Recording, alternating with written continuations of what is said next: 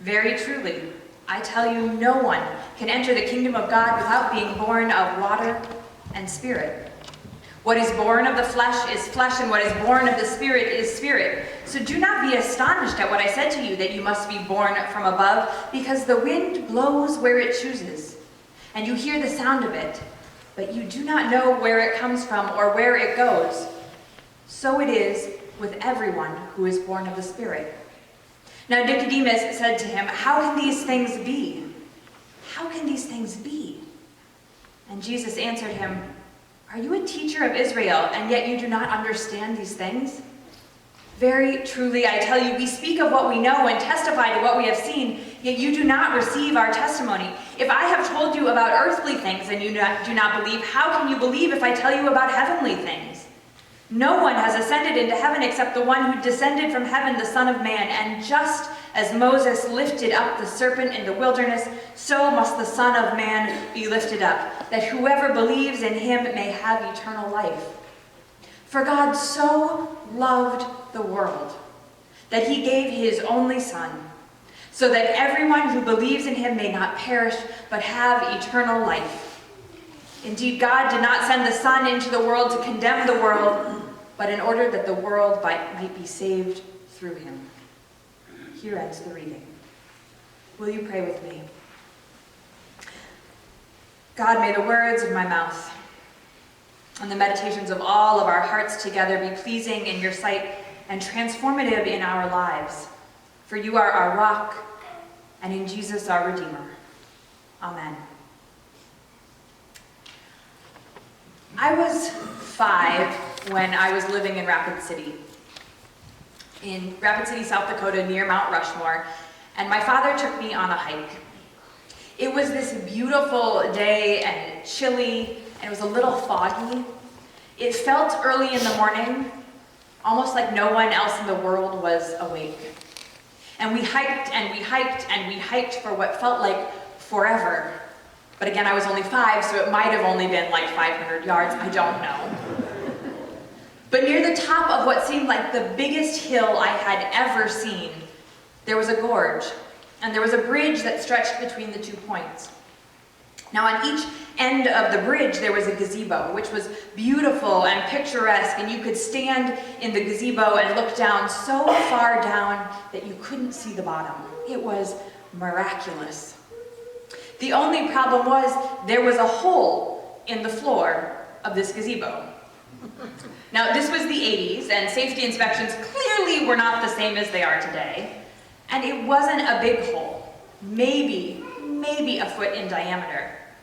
But I was so small, I was sure I would fit right through it. So Dad just walked around it, but I came to that hole and I stood on the side of the gazebo, pressed up against the wall, and I couldn't see the ground. We were so high up when I looked down. And that was the first time. That was the first time in my life I realized how small I was.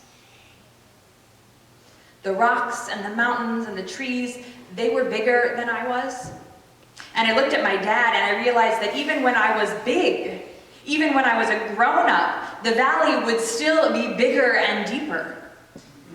How are we supposed to survive in a world that is so much bigger than we are?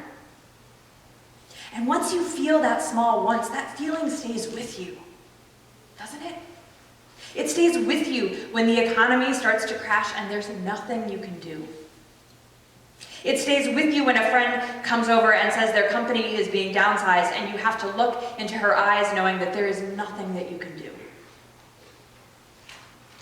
It stays with you when your son or daughter gets sick and you can't make it go away. It stays with you when a tornado hits Nashville and you don't know what to do. It stays with you when you lose a friend. Either you have a fight or they move away and suddenly there's this distance between you and you are too small to cross it. How small we are. Just little girls staring across the valleys down below, wondering how we are going to get across. This morning's scriptures tell us about the beginning of a journey. Nicodemus was a temple leader, and he got up in the middle of the night. in the middle of the night because he was so afraid of being seen. And he got dressed and he set out to find Jesus. He had so many questions. He was the one who was supposed to have all of the answers, the one the rest of the people turned to, and he had so many questions about God and where God was and how God worked in the world, and he thought maybe, just maybe, this peasant preacher might know the answer. How small he must have felt. How vulnerable, sneaking around, asking the same questions that people always asked him, admitting he didn't know. How on earth, he asked, can these things happen? How on earth can these things happen? How indeed? This is not an absurd question. And notice he keeps asking. He perseveres. And yet, in what other times I have described as an Abbott and Costello routine, Jesus explains that your mother may birth your body, but to be born of the Spirit, to allow the Spirit of God to flow in and through you, that is something else entirely. That is both an action of God and a choice that we each must make to recognize and participate in the action of God in the world. It is the wind that blows. We can't control where or how it blows, but we know it does, and we know how to harness it. We do not know where the breath comes from or where it goes, but we know what it is, and we know we couldn't live without it. We do not know where or how the Spirit moves, but we know that it does, and that we wouldn't live or breathe without it. If we are to be a part of it, and if we want to work with it as Jesus does, we must recognize it, name its existence, instead of simply allowing it to be, to blow around us unnoticed.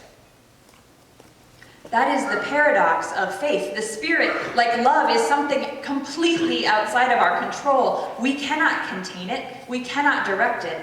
We can't understand it even. But it is still our choice, something that we must name and trust to experience it and use it.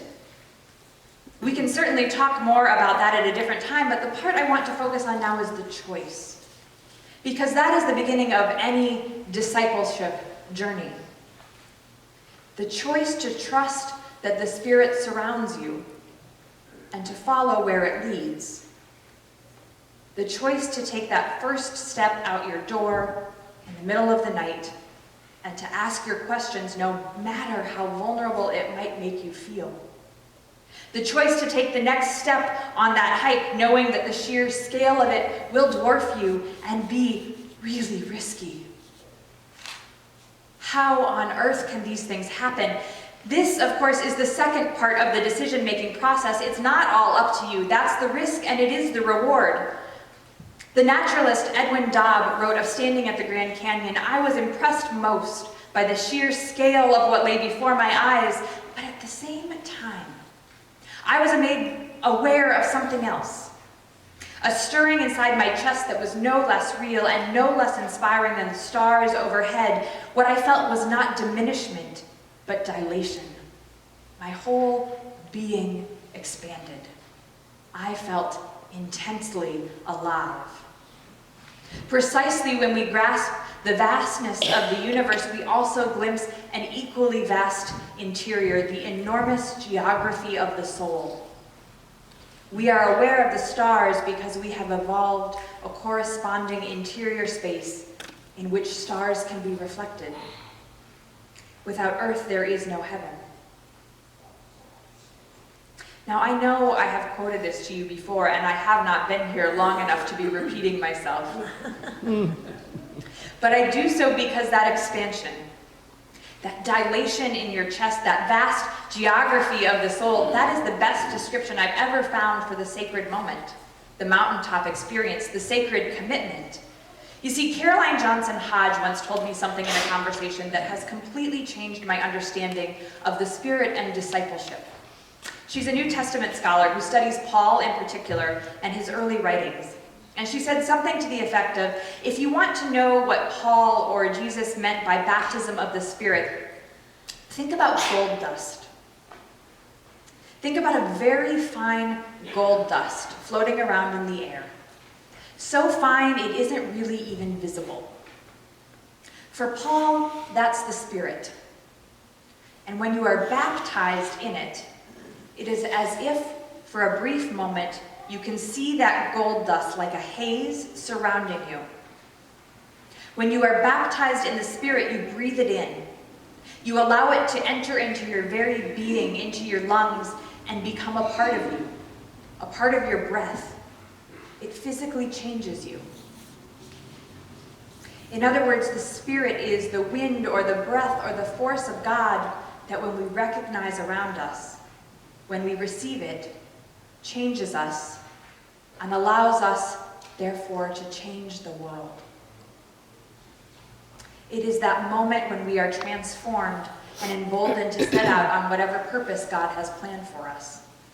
Now, we have all had these moments, and on our retreat this weekend, we talked about them, what they have been for us. Some have been moments in community, when you felt part of something larger. Some have been literally mountaintop experiences.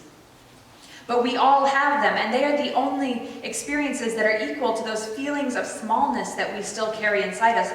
And that is the twofold movement of the Spirit, meeting a pilgrim who is willing to be met. The feeling of awe that seems to almost literally, as Dobb describes, reflect the universe in your very being. That is the work of the Spirit, the mountaintop experience, cradling your newborn, joining in a rally for change and seeing you are not alone, never alone, holding the hand of your beloved on your 50th wedding anniversary. Each of these moments, we are met by something so much more powerful than ourselves. And the first and perhaps single most important part of discipleship of any kind, literally means becoming a student of. The single most important part is to agree to be part of something larger than yourself. To recognize something as powerful enough and important enough to let it change you. And then decide to follow where it takes you.